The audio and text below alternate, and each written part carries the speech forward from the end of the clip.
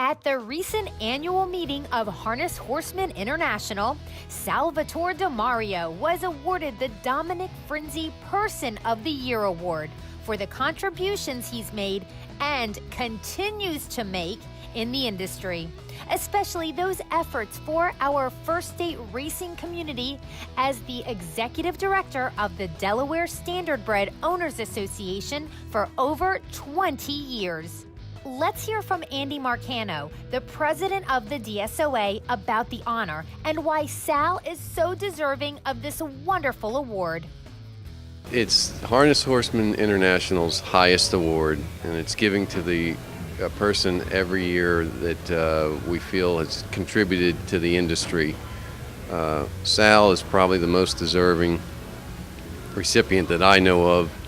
He's not only what he's done for Delaware, but he's gone to Minnesota, Indiana, New England, everywhere to help negotiate contracts with other horsemen's organizations. He's a USTA resource for their judges training and all. He's just invaluable, and it's great to see that he's finally gotten this honor. Much deserved, much deserved.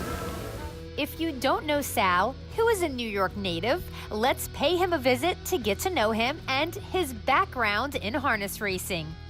Oh, I had an uncle that trained thoroughbreds, and so I worked with him for a while, and then I saw my first race at Yonkers Raceway when I was in high school with a good friend of mine and his dad, and I liked it from the first time and was naturally attracted to it and worked with horses when I got out of college and transitioned eventually from the backstretch to the front stretch. I was working for a trainer in New York, and he suggested that I go to judging school. So in 1982 I went to the USTA Judges School. I was only 23 years old at the time, and I had my first job a couple of years after that in Kentucky, and worked in Kentucky, Illinois, Maine, Massachusetts, and worked as a state steward, presiding judge.